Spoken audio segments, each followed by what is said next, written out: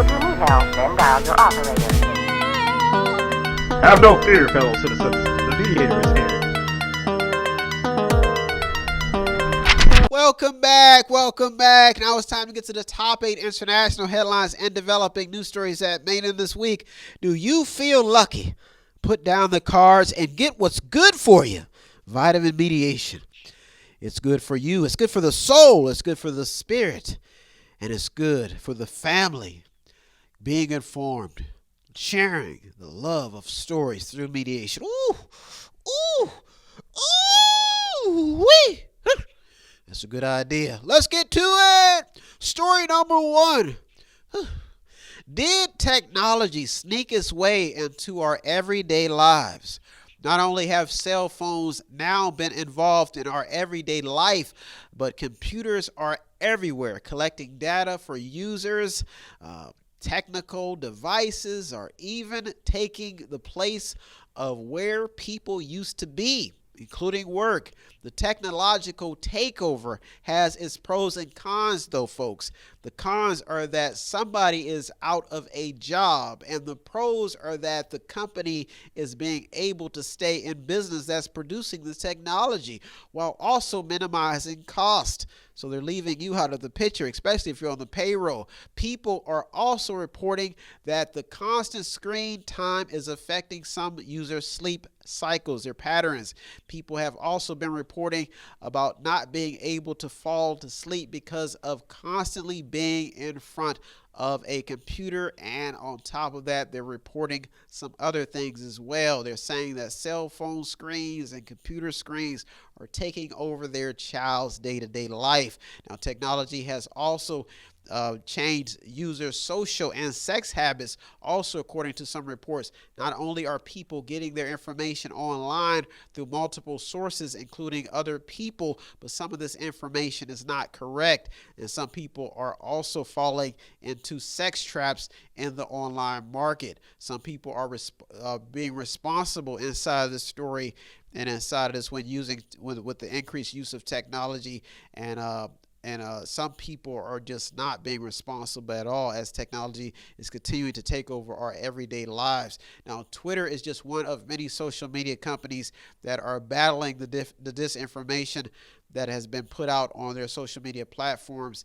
So this is just an ongoing story. You have companies like Facebook, all these different social media companies who are trying to stay ahead of disinformation and trying to keep their users informed. So that's why story number 1 is such a big headline. You may not see the value of it now, but when something goes wrong, the story may be helpful to you. So keep an eye on story number 1. That's why I made it in this. Story number 2. Don't be fooled by the smiles, folks. Teachers are loading up their grievances about what needs to be fixed in the education system. And the most amazing part is they know what needs to be fixed. A lot of teachers are burnt out in the midst of COVID-19. This is real. A CNBC article headlines their growing frustration while pointing out their concerns. Most teachers know what the problems are, but many just feel ignored and tired of the growing demands when it comes to being an educator.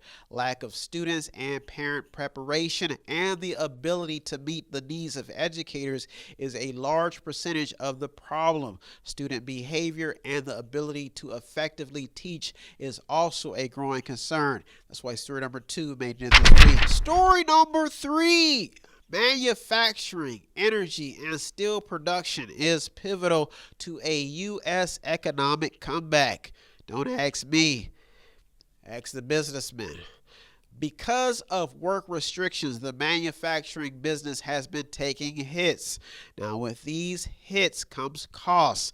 These costs affect energy and steel production because there must be labor to keep these needed businesses alive and thriving. So somebody's got to show up for work. Somebody's got to produce. This story is key to an economic comeback, and that's why I made it this week. Story number 3, manufacturing, energy, steel production is pivotal to the U.S. economic comeback. Believe me. Story number 4. focusing in on the global economy and who needs who. Story made it in this week. One CNN article points out China's growing concern about the global market bubble. Now, this concern, according to economists, could benefit China greatly, especially if there is an economic bubble burst in America. Now, with Joe Biden being a more global-minded president, it may be important to focus on who needs who as the economic bubble watch continues. There's a lot that goes on when the bubble bursts, so that's why this story is so important. Now, keeping up with a strong stance on China, Wall Street is doing away with CNOOC, that's C-N-O-O-C, China's third largest oil company and the country's largest offshore oil producer. So there's a lot happening in story number 4. One BBC headline says that China's investment in Australia has also plummeted to 61%. And after Trump's economic sanctions against Iran, it appears that the country is not looking to revive nuclear talks. So you're seeing the ripple effect happening when it comes to the world economy, the global bubbles. Now, countries like Yemen could use all of the help it can get inside of all this craziness. COVID-19 is crippling aid to the already deprived country. The BBC reports that the United Kingdom has cut aid because of COVID-19. The job and business killer debate is brewing also inside of story number 4. And these are some stories to also keep an eye on. The Keystone Oil pipeline workers are not happy with Joe Biden's decision to stop the pipeline project. Another story, the Washington Post reports that due to COVID-19, the bankruptcies are pouring in from businesses all over. And another headline is about the retail sector. Best Buy is set to lay off 5,000 workers, and according to CNN Businesses, they're saying that they will close more stores and they will add more fuel and more gasoline if the price keeps going up to the fire that gasoline will cost. Now, this will take a lot inside of all of these stories inside of story number 4 to recover from. Once a business goes down, who will be left to pick up the pieces? And the retail business has been taking a huge hit. That's why story number 4 is so important, and that's why I made it in this week. Well, those are our top 4 stories, international headlines, and developing news stories that made it this week. I'll be right back with the top 4, so don't go anywhere. You're on The Mediator with me, Brian West. I'll be right back. If you want to check out the stories that almost made it in or did make it in, go to our Twitter feed on our website. Check out everything. All of the sources are there. And go to the website. It's method8inc.com. Method8inc.com, where you can buy something, click on something, watch something, read something, or just sponsor the program. Welcome back. Now it's time to get to the top 4 international headlines and developing news stories that made it this week. And do the COVID-19 with your hand on your hip. And do your hand on your hip. Do the COVID-19 dance with your hand on your hips. Ooh, ooh, ooh, ooh. COVID-19, COVID-19, go COVID-19, go COVID-19, go COVID-19. Ah, ah. Everybody put your hands in the air. COVID-19, put your hands in the air. Oh, we are cheering for the wrong team, folks. Let's get to it. Ooh. Story number 5. Why are so many countries centered around nuclear weapons? Why do they want them? Why do they want to do nuclear? Now, deal making and what you can use to negotiate a deal is the central reason why many nations are doing everything that they can to get a nuclear weapon. Recent satellite images not only show facilities that North Korea is using to advance its nuclear programs, but also bring a central topic of discussion on what this new administration will do to get North Korea to back down from its nuclear ambitions. The key to this CNN Politics article is how it convinces the reader to understand why North Korea they're still trying to hide their nuclear weapons site, or why they tried to hide it in the first place. Story number 5 is a pivotal story to understanding the world problem with being obsessed with nuclear weapons to try to get a place at the dinner table. Story number 5, I don't see leaving anytime soon. That's why I made it in this week. Story number 6. Why so much violence in the inner cities? Do the COVID-19, put your hand on your hips. Give me a C. Oh, oh, oh. Why do people like killing each other in the inner city? Somebody let me know. Chicago is just one of many cities that even in the midst of COVID-19, do the COVID-19, put your hand on your hips. Ooh. Oh, they're just one of the many cities that are fighting to do everything that they can, even sports programs, everything, the whole 9 yards to stop the violence. Cheerleading. The COVID-19, put your hand on your hips. A report by Fox News headlines a week of violence with 30 people shot. Now, this included 4 teenagers and an 11-year-old girl. Now, if attention is not drawn on these continued developing problems now, then we will continue to see more frightening stories about these incidents. Now, the sad part about these stories is how they keep staying in the headlines. One Fox News article states that 45 law enforcement officers have been shot already in this year, and we're not even past the 4-month mark in 2021. Now, the headline goes on to say that 11 of those shootings were fatal. They're dead. Keep an eye on story number 6, made in this week, so you can see value in doing something great with your time, like doing your dance. Ooh, at least you're not hurting anybody. Keep an eye on story number 6. That's why I made it this week. Story number 7 in the top 2 international headlines and developing news stories that made it this week. What the Texas blackouts reveal about our energy grid. This is a sad story, but it will give us some knowledge to prevent it from happening again.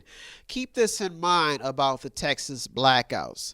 According to a Fox News article, in the past 5 years, there was an increase of about 20,000 megawatts of installed wind and solar capacity. Now, this was with a net loss of 4,000 megawatts of gas and coal-fired power plants.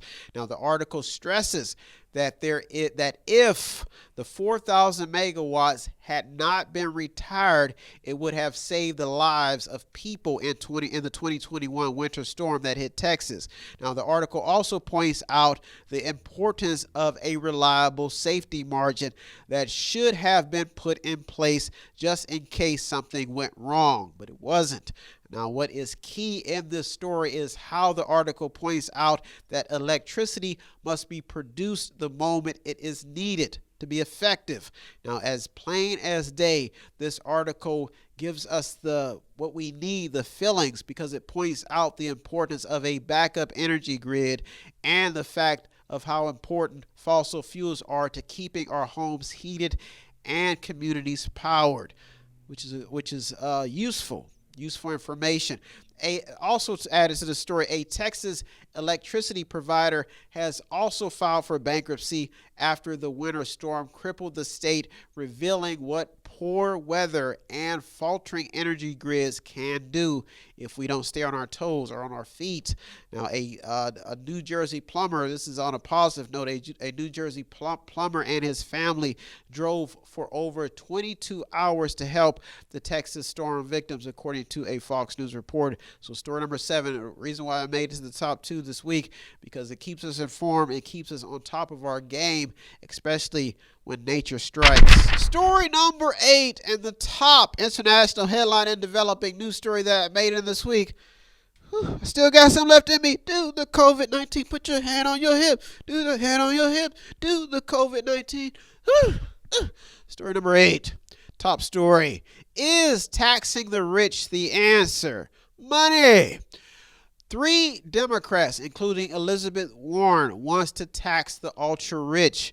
The plan is to put a 2% annual tax on the net worth of households and trusts between $50 million and $1 billion, and a 1% surtax on assets above $1 billion, all totaling out to a 3% tax on the rich.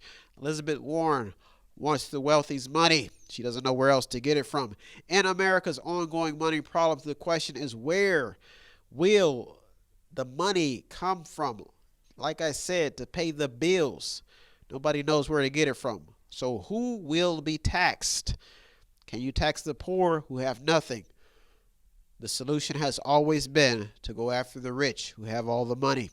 When the jobs are drying up, the economy's down, and you need some extra money, call on the wealthy.